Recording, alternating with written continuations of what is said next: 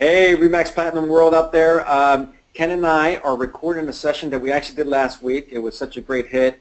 We wanted to make sure that it's available to everybody who wasn't able to attend. So what we're going to do today is we're going to do two things. We're going to have Ken walk through his rate sheet. And the key, again, at the end of the day, we want to service our customers as best as possible, give them as best information as possible. And that's aligning not only what we're telling them, but also aligning what we do with our trusted home service partners. So Ken is going to show what types of rates and fees that he's going to be talking to them once we get them pre-approved. And so when we give them our buyer's estimated closing costs, we're aligned number-wise with what he's going to show them when he has a session with them.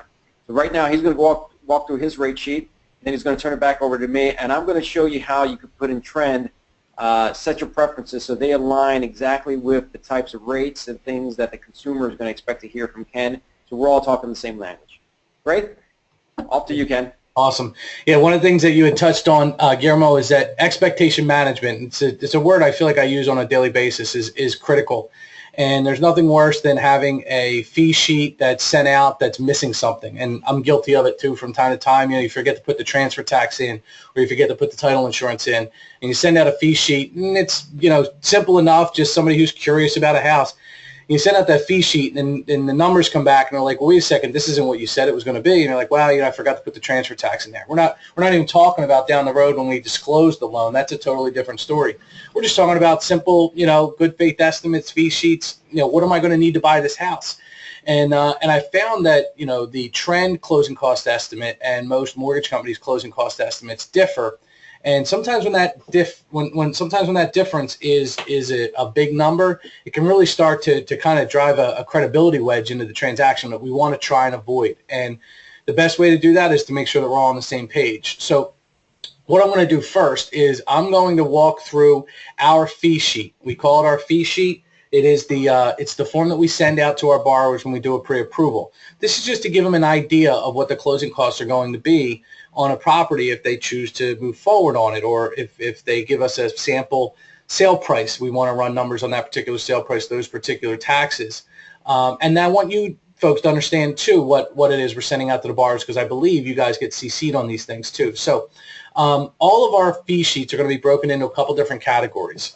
We break our categories into two, or our closing costs into two categories. One is what we call our non-recurring closing costs, and the second is what we call our prepaids. Okay, prepaids are taxes and homeowners insurance that you're required to pay in advance.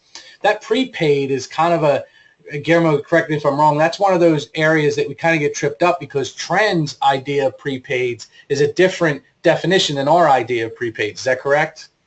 It is, and when you get to closing, prepaids are even there's sort of another level definition here. So let's focus on your definition, Ken, and we can talk about it online. It's outside sort of the realm of what we want to talk about here from our perspective. But prepaids, there's going to be stuff as a buyer that they're going to have to pay for throughout the closing transaction. Some of that, like the home inspection, you're going to pay before you get to the closing table. So when you get that closing disclosure at the end of the day, there's going to be stuff there that's not going to appear versus what applies in your world there, Ken. Yeah, and we call that in the real estate world, we call this prepaids. But in our world, in the mortgage world, a prepaid is the taxes and homeowners insurance that they're required to pay in advance. So as you can see, Section 1 of the fee sheet is going to show you the estimated closing costs, or what we call the non-recurring closing costs.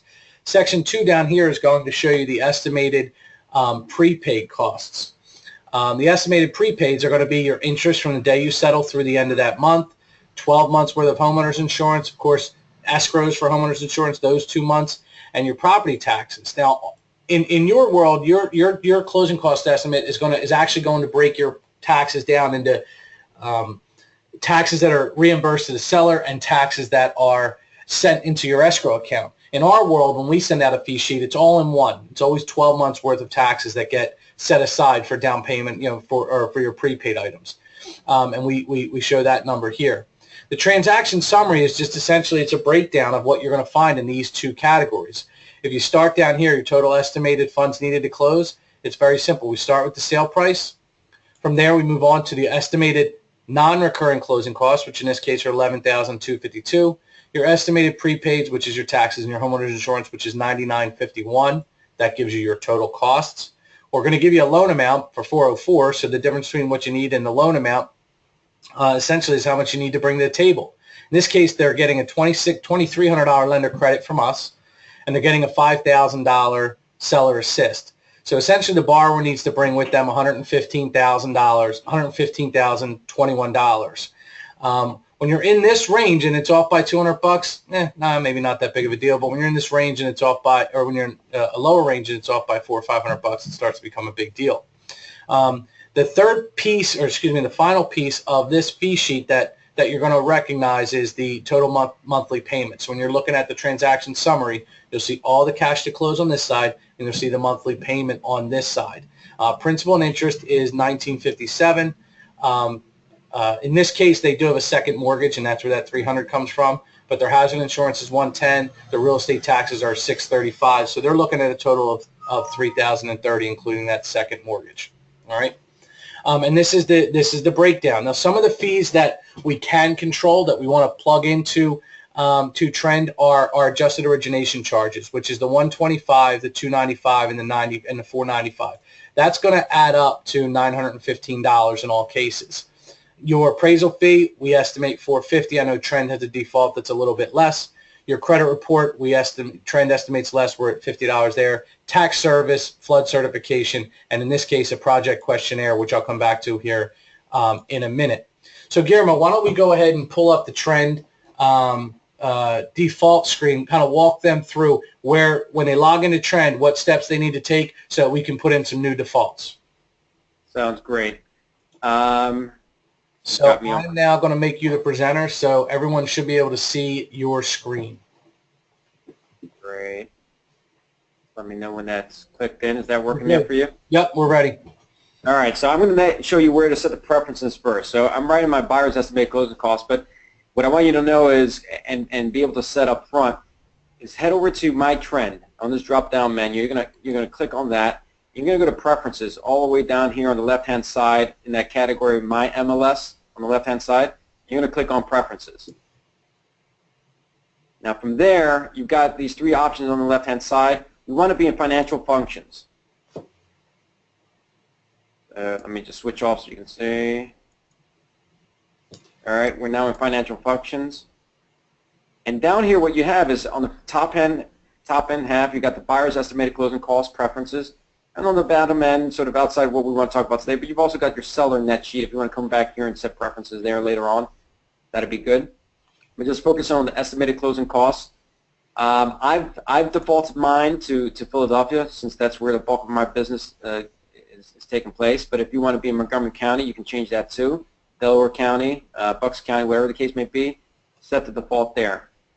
Now, in alignment with what Ken's been talking about, here's where you want to switch some of yours, and I've already switched mine, but if you had the old defaults in there, I forget what the appraisal fee was, but it was definitely substantially lower than $400. And so we want to plug that number in there.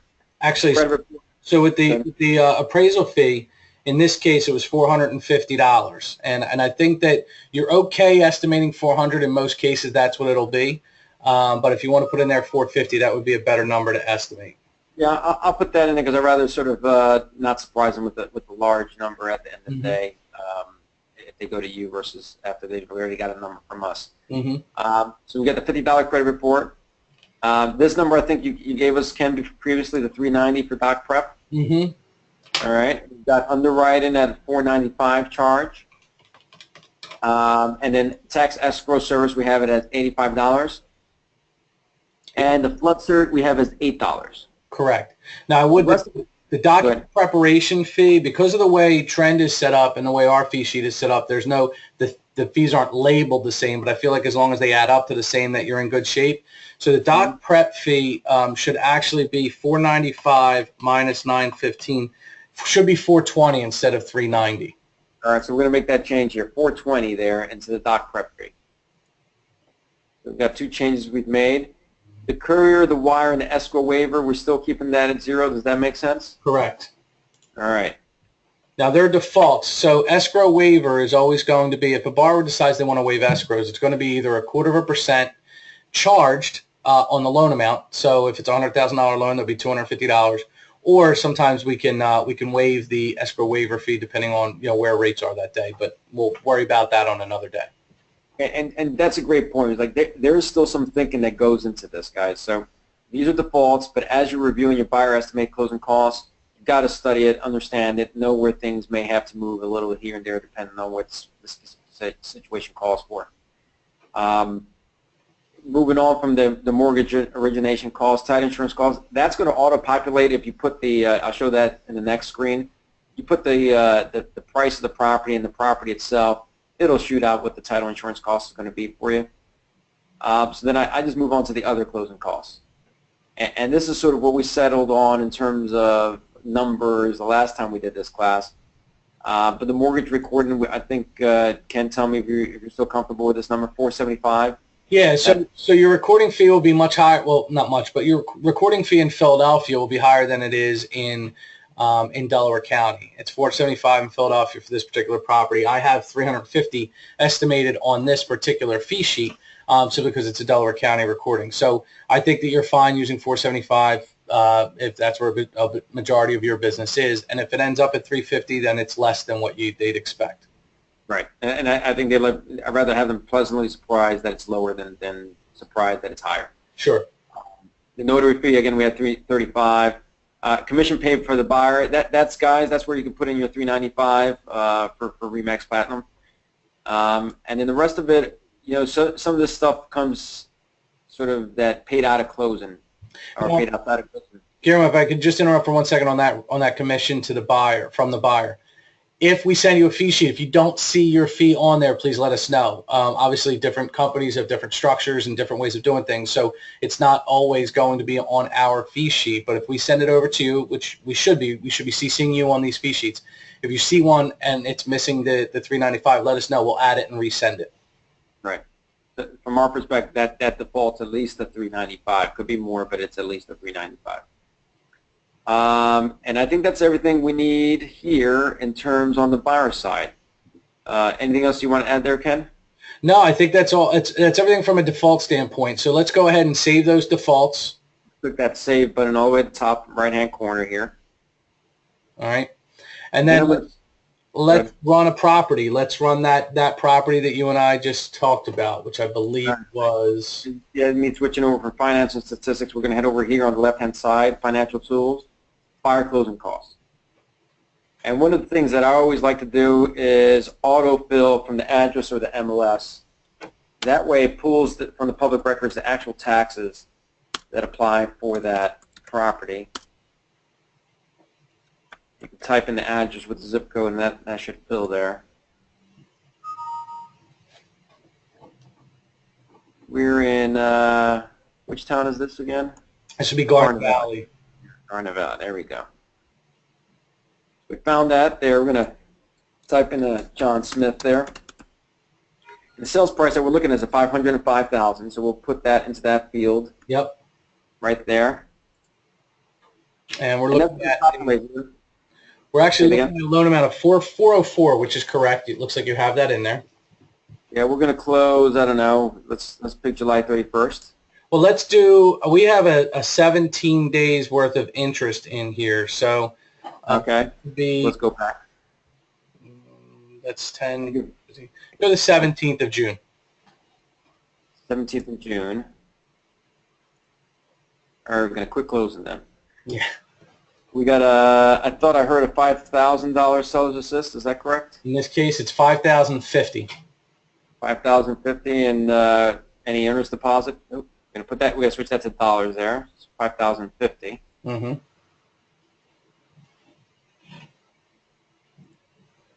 And I don't know what the earnest deposit was in this case.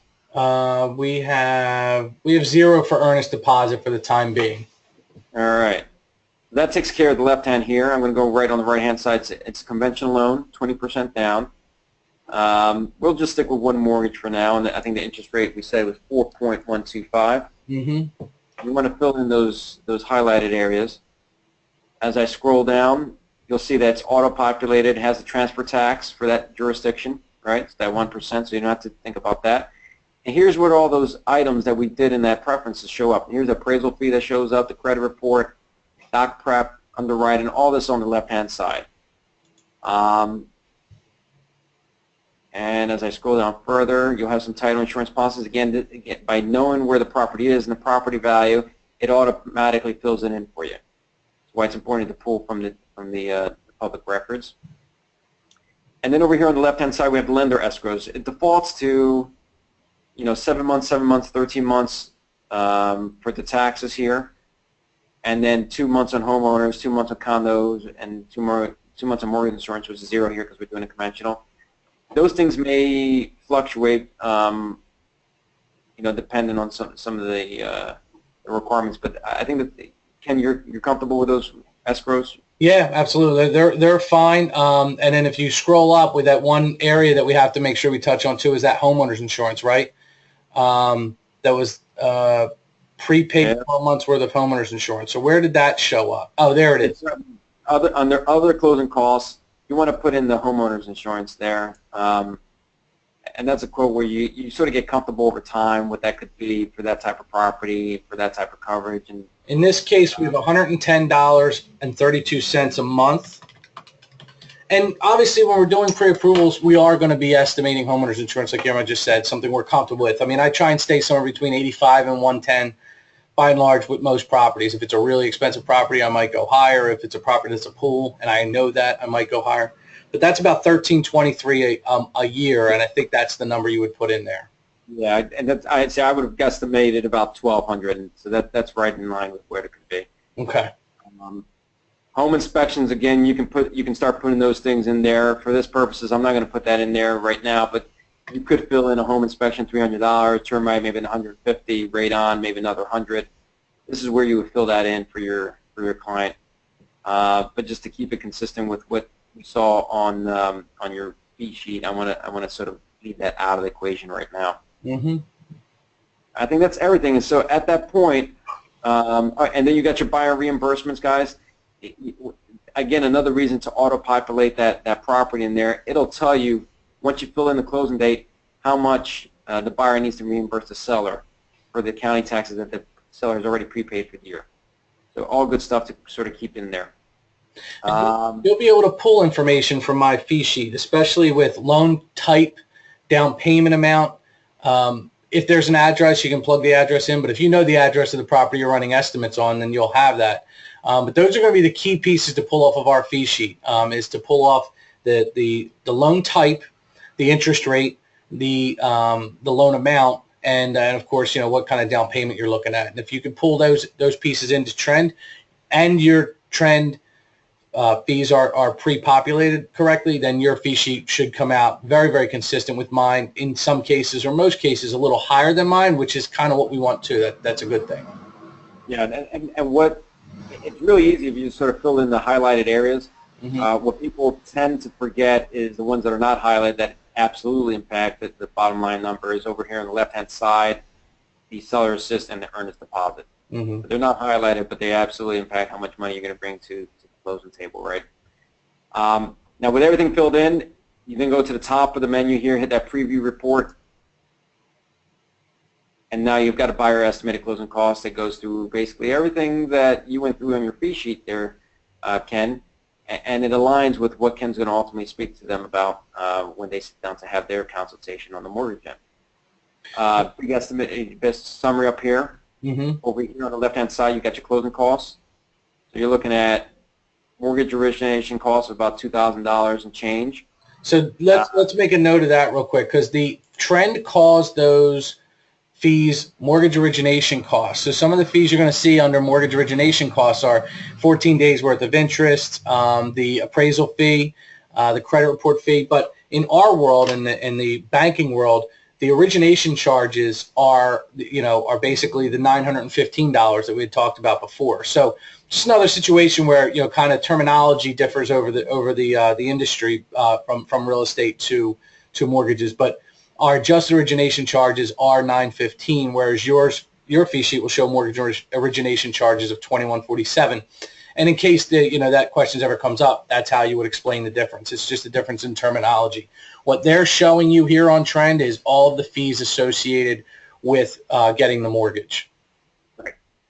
And closing. So as you move up beyond that, the next category will be the title insurance on the bottom left-hand side there, and then you switch over to the right-hand side. You got your transfer tax, notary fees, mortgage recording fees, homeowners insurance. And so when you look at it, I'm going to scroll down a little further. It's going to add that all up for you. You see that total closing cost of about $13,435.79. That's a combination of the mortgage and on this sheet, mortgage origination costs, title insurance costs, and other closing costs. As you scroll down even further on the left-hand side here, you're going to have your escrows.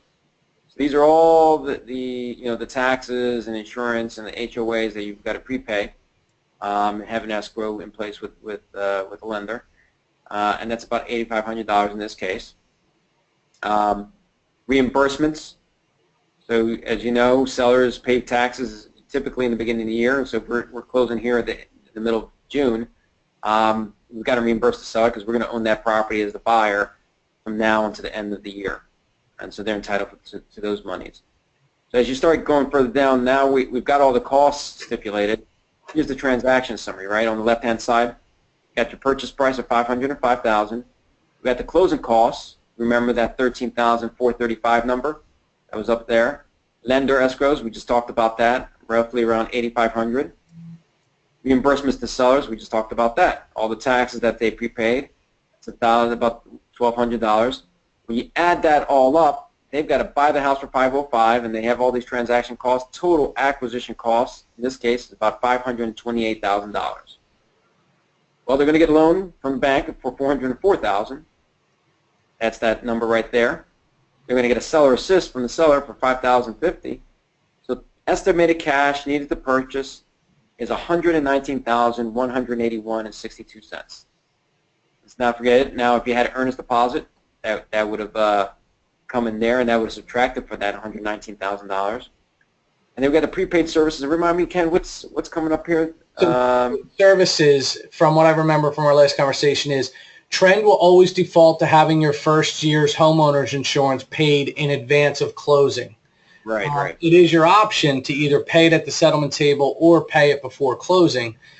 Most people pay it at the settlement table, so our fee sheets will show it as a cost at the table as opposed to a prepaid item what we call POC'd item. And then, of course, the appraisal is always prepaid.